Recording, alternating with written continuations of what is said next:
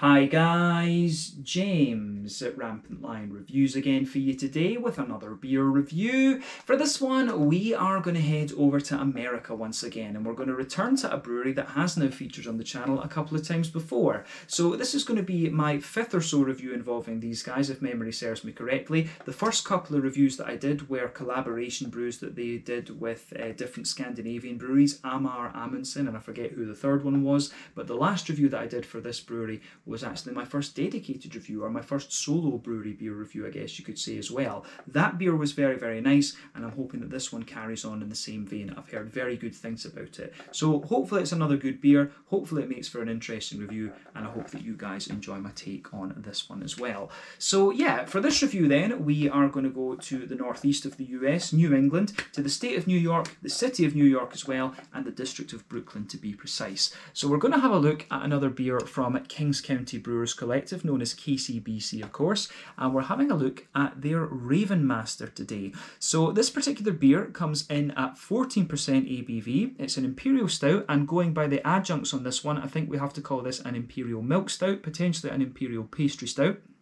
But yeah, this is one that I bought from Beer Dome down in the Netherlands. It did cost a bit of a pretty penny. I think I paid about €10 for this, but when I saw what was in this beer, I just kind of thought, bugger it, you know, you have to treat yourself sometimes, and that was what we did there. But yeah, really looking forward to this one. So this is a brewery that I was planning to visit, had my trip to the US for this summer come off, but you know, COVID-19 and things getting in the way. So hopefully in summer of 2021, we can get out to New York and take a little look at some of the breweries in the New York area. But yeah, this will definitely be one of the ones that I'll be hitting up. But the last beer that I had from these guys was called Light the Lightning. That was an Imperial Coffee Stout, I believe, coming in at like 9% or something, so significantly lower on the alcohol scale. So this is the heaviest beer that I've had involving Kings County Brewers Collective thus far. So very, very curious to see how it turns out, as I said, and hopefully you guys enjoy my take on it as well. So yeah, the Ravenmaster, 14% Imperial Milk Pastry Stout, whatever you want to call it, from Kings County Brewers Collective, KCBC, in Brooklyn in New York in America. Let's get cracking with this review then. So, as always with my reviews then, I'll tell you a little bit about the brewery before we taste the beer. If you want to get straight to the tasting, just fast forward. All the usual links are in the video description below. That's the brewery website, the link to my other reviews that I've done from KCBC before, and you will no doubt see some more added to that list at some point in the near future. But there's all the usual social media down there. If you want to see more reviews, do please consider subscribing to the channel. The whole channel, of course, has a geography-based tagging system, so you can go into the homepage and search for beer based on country, city, state, county, province, prefecture, whatever it is you happen to be interested in. Do check out the playlists of beers from different countries. There is one there for all the American beers that I've reviewed for you. That's being added to whenever I get the opportunity. And as always, please do get in touch and let me know some of the other beers and breweries that you guys would like to see me review. It's always great to hear from you guys that are watching the videos, and the support that you show the channel is hugely appreciated. So anyway, to tell you a little bit about Kings County Brewers Collective then, on to my brewery notes. So Kings County Brewers Collective, as I've mentioned to you already, are based in Brooklyn, over in New York in the northeastern United States, and the company was founded by three guys. So this is Tony Bellis, Zach Kinney, and Pete Lengiel. So Tony comes from a management background in the services and retail sector, while Zach has a background in advertising, and Pete spent a number of years working as a microbiologist. But Tony and Pete apparently met in different home brewing groups and just became really friendly through that. And Pete had previously completed a brewing apprenticeship at Brooklyn Brewery, and then Tony took a job as a forklift driver and keg washer at Greenpoint Beer before working his way up to becoming a lead brewer. So the pair sat down together and wrote up a business plan, and then they invited Zach to join them, who was one of their classmates at the American Brewers Guild in Vermont, and they agreed that combining their collective skills would form a solid base for creating a brewery, and let's just say it has gone very, very well for them. So when they were planning the brewery, they settled on the Bushwick area of Brooklyn to set up the brewery, and this area had a very, very strong brewing heritage because it was an area that many German immigrants had settled in, and apparently in 1900 this area of New York produced 10% of all American brewed beer in the year 1900, which is pretty impressive. Even back then, America had a considerable population. But in 2016, they signed a lease on their warehouse on Troutman Street, and they renovated it all. They got it ready, and they've been basically working and building up the capacity of the brewery ever since. They've got an on-site tap room that you can go and visit, which looks very, very impressive. They've got a nice food menu in there as well. And yeah, that's definitely somewhere that I will be hitting up when I do make it over to New York, fingers crossed, for summer of 2022. But as of June 2021, when I'm filming this particular review for you, these guys have produced 400 different kinds of beer, and most of the beers that I've tried from them so far have been Imperial Stouts. So I think the next reviews that I'll do from these guys, hopefully, as I say, when I get over to the States, if I do a few before that, who knows, but I'm hoping that I can try some beers from the lighter end of the spectrum from these guys, because I think pretty much everything I've tried from them so far has been like a big Imperial Stout. So to try some IPAs and some lagers and stuff like that from them, I think could be very, very nice. If they've got a barley wine as well, I think that could prove to be very, very interesting. But yeah, that's all I can really tell you about Kings County Brewers Collective for the moment. If you want to learn more about these guys, you can check out the brewery website. You can follow them on Facebook and Instagram to keep up to date with all the latest goings on. And you can, of course, check out the Rate Beer, Untappd and Beer Advocate pages to learn a little bit more about all the different beers that these guys have done. So yeah, that is it for your history section. Let's get on and actually have a look at this beer itself. So I'll just let you have a little look at the artwork on this one before we open it up. As you can see, the artwork on this one is absolutely beautiful. I will definitely be keeping a hold of this can, because it's just very, very nice. I'm not sure exactly what the Ravenmaster is a reference to. I know that at the Tower of London in England, they've got a Ravenmaster who's basically supposed to chase the birds away, but I don't know if it's a reference to like some kind of video game or Game of Thrones or something. I've never watched Game of Thrones yet, so that's something that I really do need to do. But there you can see at the top, the Ravenmaster.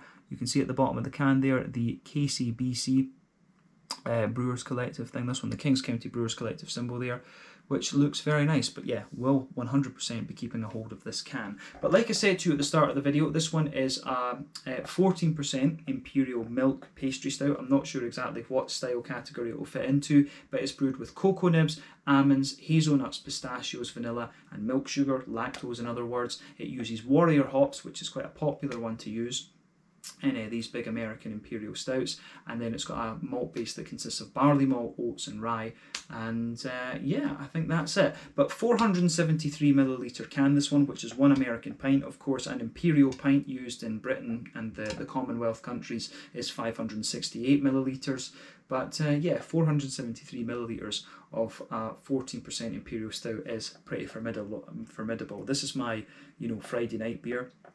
I will be sitting and sipping on this for the rest of the evening. That's the main idea behind this. The can is pretty rock solid, so I'm guessing there will be a bit of carbonation in this one. But as I said, I purchased this beer from Beer Dome down in the Netherlands, along with a bunch of Brazilian and Russian stuff, actually, which has turned out to be very interesting thus far. So make sure you check out these reviews. But yeah, let's get this guy out then, and we'll get on with the tasting. Just very, very curious to see what this one has in store for us. The other thing to note about this beer is that it's apparently inspired by the French marjolaine pastry, if I've pronounced that correctly. Probably not. It's been a very long time since I did French at school, and I've forgotten, 95% of it. But yeah, I've been spending more time learning Swedish and Japanese in recent times, a bit of Russian and German as well. But yeah, just look at this thing. Look how thick this is when you're pouring this beer. Now, I'm very curious to comment on the mouthfeel of this one, because as I've told you in previous reviews, I think even some of these big American stouts struggle to compete with the mouthfeels that we have here in Scandinavia. I'm yet to find Imperial Stouts from anywhere that can compete with the thickness that you get from some of the Danish, Swedish and Norwegian Imperial Stouts. Some of the Finnish ones and Icelandic ones, in fairness, are along the same lines, but yeah, I think the Nordic Imperial Stouts have the thickest mouthfeels that I've ever come across within this style bracket. The American ones are always full of flavour, but I do find them a little bit lighter in things compared to what we have here in Scandinavia. But yeah, as you could see, this beer poured and it was really just, oily thick, this one. But you can see, as you would expect from an Imperial Stout, that this beer has poured a lovely dark ebony rosewood colour. I don't think there's any other way we can describe this other than being pretty much black as night. One or two big bubbles sticking towards the side of the glass here, a few little ones going up towards the kind of surface of the beer, but overall this one looks pretty damn smooth actually. The head, as you could see, was just a tiny little thin foamy layer, quite a dark tan colour when we poured it out. But yeah, that's faded away to be pretty much nothing. And when this beer is 14%, you would kind of expect that, to be honest. Even though it's got a bit of wheat in it, wheat usually helps with head retention. I don't think it's doing very much here at all. If we shine the light through this beer, you do get a tiny, tiny little hint of a kind of Coca-Cola coloured edge around the very surface of the beer. But yeah, this one is pretty much black as night.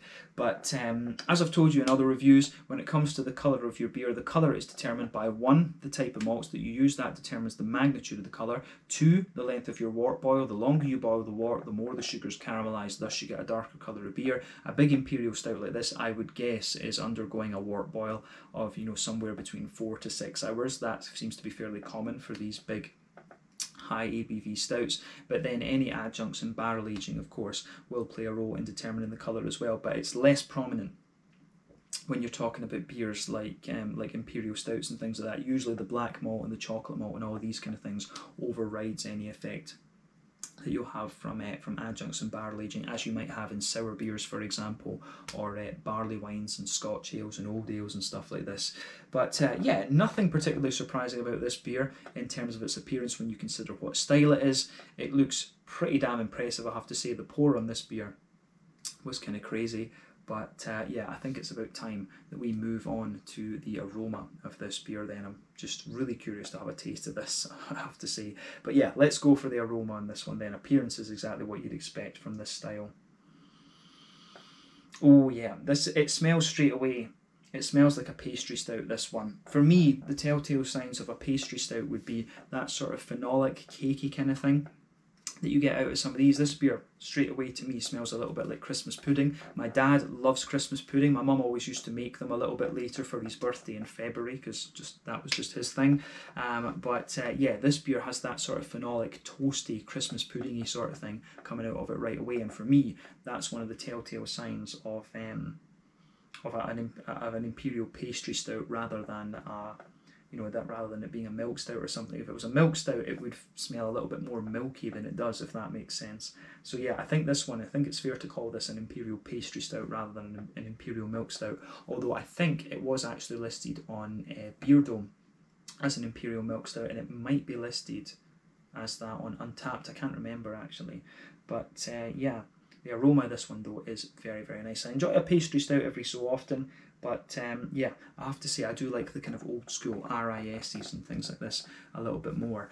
But yeah, lovely smelling beer, this one. But the thing that really dominates the aroma when you first go into it is that big Christmas puddingy, phenolic, fruity cake sort of thing. But let's try and break it down a little bit kind of further then.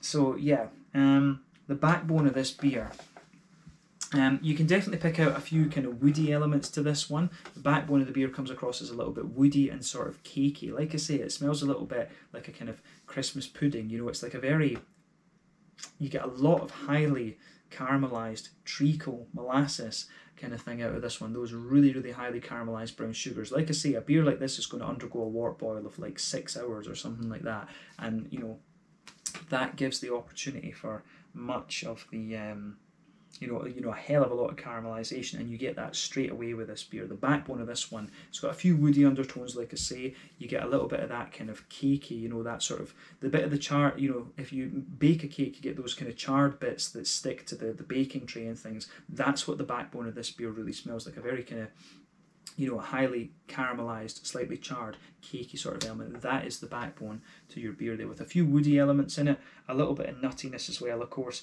you've got quite a few different nuts added into this one, hazelnuts, almonds, pistachios and stuff like this.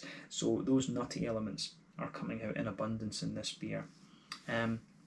But yeah, for me, the beer has quite a bit of a kind of vanilla element to it as well.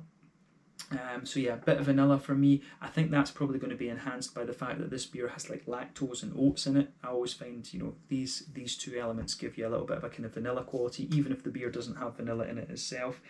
But yeah, it's really, really interesting from that perspective. So yeah, interesting one this for sure. But this beer does actually have vanilla in it, I think, yeah.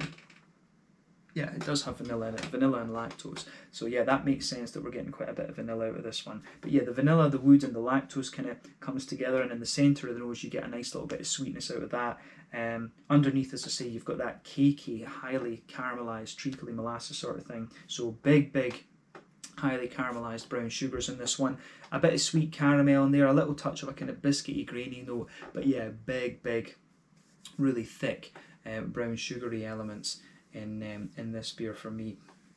But yeah, I think other than that, is there too much to say on the malt base? There's maybe a little bit of a chocolatey element to this one. You can smell like a kind of milky chocolate out of this beer, you know, a 50-60% cocoa kind of thing. It's not leaning too much towards the higher end of the cocoa, you know, the 80-90% when you're going to get the bitter notes out of it, and it's not leaning towards the too kind of sweet side of things either. It's somewhere in the middle, yeah, 30-40% cocoa note coming out of this beer as well. So yeah, big milky chocolate elements to this beer. Other than that, I don't think the malt base has too much else that we need to comment on with this beer. But yeah, big cakey phenolic base, you know, highly caramelized treacly sugars in this one, a bit of wood, a lot of different nuts in there. I'm not well versed enough in these different nuts to pick them out individually, but yeah, it goes together really nicely. Then you've got all that kind of milky chocolate and things in there too. But beautiful smelling beer from the malty perspective. Let's look at the hoppy and fruity side of things then. Yeah, hoppy side of the beer. Not too much to report. Again, little tiny bit of earthiness. I'm still getting a wee bit of a kind of floral aromaticity and a little bit of grassiness there. It does say on the side of the can here that it was canned on the 31st of March 2021, and I'm reviewing this beer for you on the 25th of I'm reviewing this one for you on the 25th of June 2021. So it's been in the can, what's that, just under 2 months. Am I adding rightly? Yeah, just under a bit over 2 months actually. Brain's not working, so that maths is probably wrong. Can't be bothered fixing it. But yeah, so you do get a little bit of hoppy character in this one. And remember, when it comes to these big Imperial Stouts, the hoppy character is going to drop out of these progressively as you age them a little bit more. But you're still getting a little bit of floral aromaticity out of this beer, certainly some nice kind of grassy elements in there as well. And then you've got all the juicy fruity character coming out of the beer too. Warrior is quite an interesting hop in terms of giving you big sort of dark berry and fruity juicy kind of qualities in these big Imperial Stouts. You know, Chinook can also give you some really interesting things with there as well. And you know, Northern Brewer from Germany that is quite popular in Doppelbocks and things. So yeah, there's a few hops that are very good in these. Eureka is another American one that springs to mind. But yeah, on the hoppy side of things, a little touch of earthiness, a little bit of floral aromaticity, and a wee touch of grassiness. But the fruity side of this beer has a good little bit of complexity to it. So you can certainly smell, as I say, there's a little bit of that kind of phenolic, cough syrupy, medicinal kind of thing coming out of the beer. I definitely get a bit of a sharper raisin to this one, some juicy plums in there, a bit of a dried prune, absolutely. You're getting all of these kind of things sitting on top of that big sort of charred, phenolic, cakey type thing. But yeah, for me, a little bit of a fig, a wee bit of a black curranty quality in this one, and then a little bit of a sort of blackberry type quality coming out of the beer too. So I think everything goes together quite nicely in this one. So I really like how it goes about its business, this beer. So yeah, big thumbs up to KCBC for how this one pieces itself together. The aroma of this beer is very, very nice, but from that aroma we can definitely say this is an Imperial pastry stout there. It gives you all the nutty kind of qualities that you'd expect when it's got all these nuts added in as adjuncts. It's got a nice kind of cakey backbone to it, some nice chocolate and vanilla as well actually. So yeah, take a bit of time to ponder over the aroma of this one before you get stuck into it, but I think it is about time for us to taste this beer then. So yeah, this one is the Ravenmaster, a 14% Imperial pastry stout, I would say, or Imperial milk pastry stout, maybe we can call it, from Kings County Brewers Collective, KCBC, in Brooklyn in New York over in America. One of the breweries I was hoping to hit up this summer, but let's get stuck into this one. Slàinte, skål, cheers.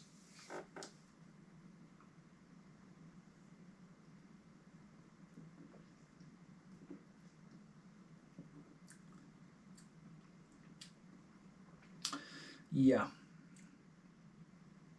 that's a lovely, lovely beer this. I'm going to say straight away, thumbs up to KCBC for this.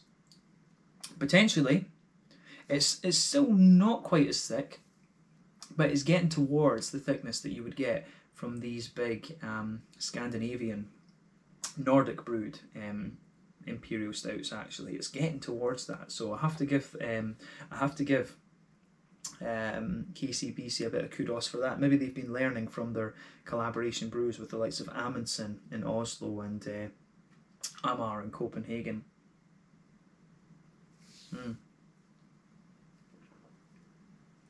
But that's a lovely beer, this one. Yeah, I really like how this one goes about its business. Beautiful beer, this. I will be drinking this one myself because it's Friday night, it's midsummer, why not? So yeah, beautiful beer, that. And as I say, the artwork on this can, this is one of the things that I love about the craft beer industry, is you always get beautiful artwork on these things. This is why I still buy the CDs from the heavy metal bands that I love as well. Yeah, that's lined up once again. You know, I'm a bit artistically illiterate. I could never produce things like this. I was more into, you know, writing music and things like that and listening to music. But I do appreciate, you know, beautiful art and things, and this beer certainly has some of that. But yeah, big thumbs up to KCBC on this one. Then let's try and break this beer down a little bit and describe it for you a wee bit more in depth.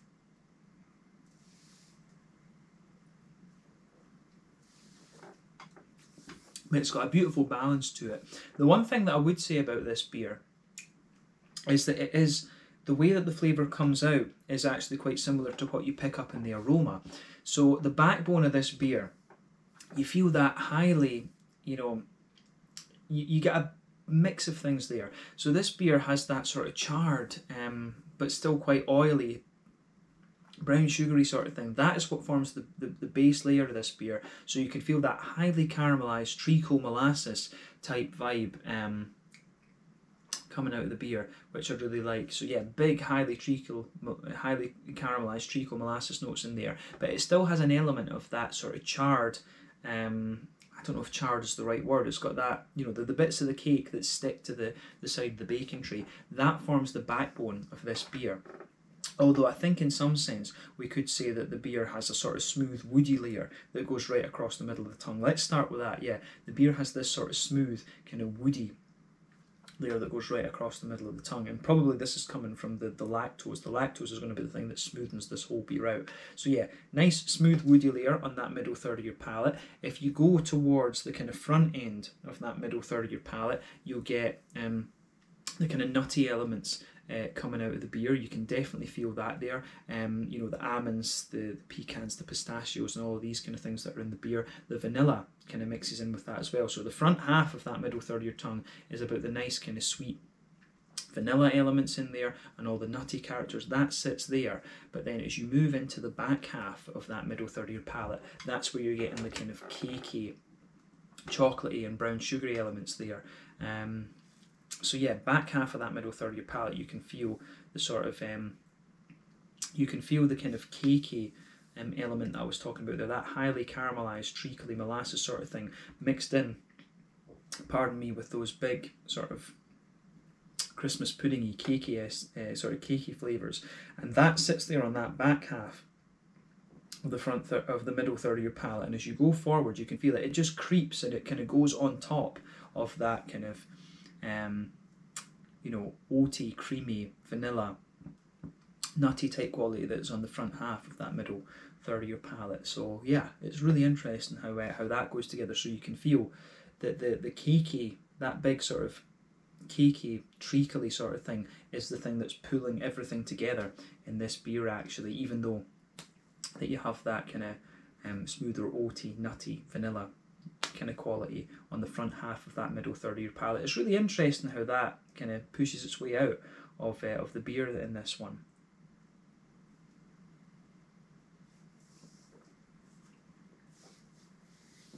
The other thing I would say about this beer is that it certainly kind of smoothens up the further that you go into the aftertaste with it. It really mellows out and kind of sweetens up a little bit more, because on top of all those kind of big oily layers that I was talking about, you can feel there's a little bit of a kind of drier, sort of almost slightly powdery chocolate sitting in there. And it's not too high percentage of cocoa, it's maybe somewhere right in the middle. So there's an element of milky chocolate in there and a wee bit of darker chocolate, and it's interesting. I always find that chocolate goes on a little bit of a spectrum with the beer. We're still talking, of course, about this middle third of your palate. As I say, back half, big sort of cakey, treacly molasses brown sugars. The front half is all about that milky, kind of nutty sort of thing. But yeah, on top of that, as I say, the kind of cakey note goes on, it sort of spreads forward and goes on top of there. But on top of this cakey layer, you get that nice kind of smooth and slightly dry chocolate there. So towards the back of that middle third of your palate, it's a little bit more kind of harsh and bitter in a sense, you know, an 80-90% cocoa chocolate, but it kind of transitions and gradually fades off as you go further forward. And as you reach the middle part of your palate, you know, it's maybe a 50-60% cocoa chocolate, but as you move towards the front of that middle third of your palate, it definitely has a wee bit more of a kind of you know, a sort of 30-40% more milk chocolate type quality there. So the transitions that this beer makes in that middle third of the palate are very interesting. But if you go to the dead centre of your palate, in other words, the very middle of that middle third of your palate, this is where you get a lot of the kind of concentrated sweeter side of the brown sugar. So for me,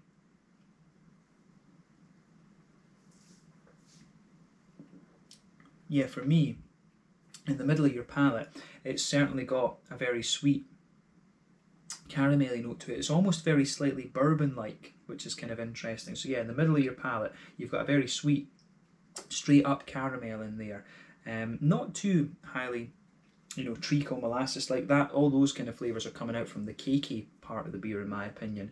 But yeah, you do get a straight-up sweet caramel right in the middle of your palate. A few kind of bourbony notes there. But as you move further out from that, the brown sugar becomes a little bit lighter, potentially a little bit more bourbon-like, and as you move out towards the very edges of your palate, it has a very slight toastiness to it, but you also get some of these kind of grainy, more biscuity McVitie's digestive notes out of this one, and that's really, really interesting in this. This is one of these beers that's got kind of everything you would expect from the flavour based on the adjuncts and things, but it's just interesting to see how everything pieces together. But needless to say, this is a beautiful, beautiful beer, and it gets a big thumbs up from me.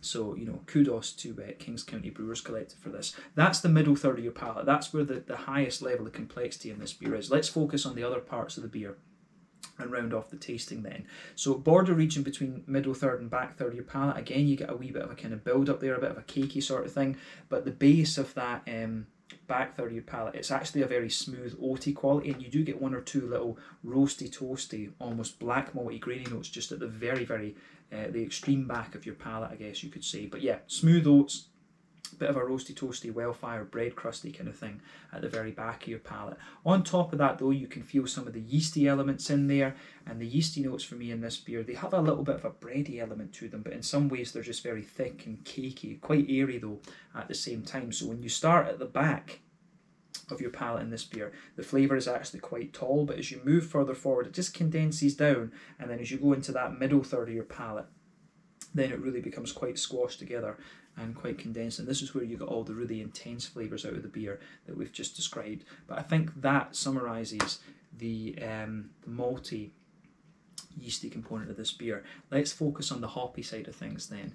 So back corners of the palate, definitely a nice little touch of earthiness there. It's actually a fairly intense earthiness, which is quite interesting. You will get that from the Warrior hops, but as you move further forward, it kind of mellows out a little bit and you get a wee touch of a herbal quality, but as you push towards the kind of front corners of the palate, you get those very deep floral aromatic tones out of the beer. Doesn't come across as pine resy, it is more of a kind of deep resinous kind of floral aromaticity that you get out of this one. But round the front curve of the palate, the beer is certainly a little bit lighter and more grassy, and it does have a wee bit of zestiness to it as well. Like I said, the Imperial Stout, not the most hop forward style obviously, but the longer that you hold on to these and age them, the more of these hoppy characters, the more of the green component, in other words, will drop out of this one. But yeah, the green component, I think, and its aromaticity adds a little bit more depth to the beer, which is really interesting. Not that it needs it, but yeah, it's always good to have more complexity in a sense in an Imperial stout like this.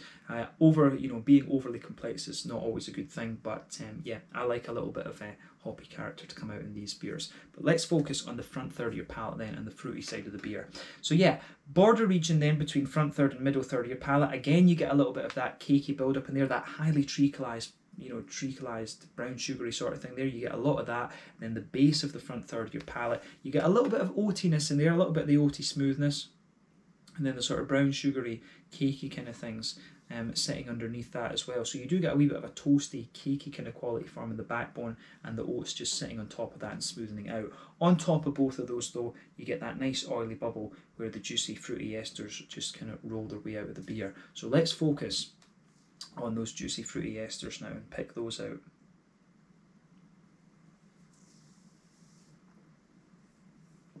So yeah, the thing that you're going to notice about this beer is that it certainly has that sort of phenolic cough medicine, cough syrupy type thing about it. So you're definitely getting these kind of dried phenolic fruits that you would, normally I would associate these with like a Belgian Brune or a Double or whatever. But yeah, you're certainly getting an element of that out of this beer. But at the back of that front third of your palate, you're getting that cakey, Christmassy, puddingy sort of thing there. There's a wee bit of raisiny sharpness sitting on top of it. Underneath though, you're getting these dried kind of prune, datey sort of things, and you're also getting a little bit of a kind of sultana quality out of this beer. So just to clarify, for me, sultanas are the dried white, green, and kind of pinky coloured grapes. Raisins would be the dried dark purple grapes. I've had people question me about this before, but yeah, the back, the back half of that front third of your palate, for me, the backbone of it is all about the sultana and the cakey elements, but a little bit of a date, a little bit of a prune in there, and a wee bit of a sharper raisin. But as you move further forward onto the front half of that front third of your palate, you certainly get a little bit of a figgy character, a little bit of a blackcurrant there, and then a wee bit of an oily blackberry the further that you go into the aftertaste. But the thing that really lingers there for me is that kind of sultana, datey type thing with this one. So there's a lot of different kind of cakey elements coming out of this beer for sure. But the fruity side of this beer really very cakey and very kind of dried fruit, I would say. So yeah, I think that summarises the flavour profile of this beer quite well. It's taken a little bit of time to go through this, of course, but I get excited when I have beers like this, and sometimes the review becomes a little bit longer. I quite often film these reviews tired as well, so it's a bit difficult to condense my thoughts in a sense, but yeah, that's just how it goes.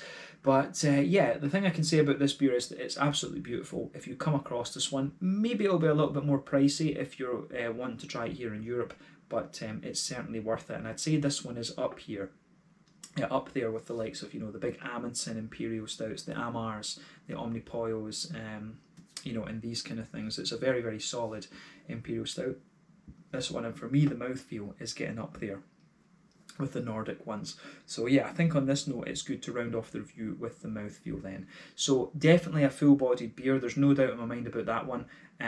Big, slick, massive oily kind of character out of this one. There's no doubt in my mind it's a full-bodied, big, slick, oily kind of thing that you're getting out of this beer. The carbonation is very, very smooth, of course. In terms of IBUs, this one's got to have a little bit of IBU to it because of all these toasty kind of things going on.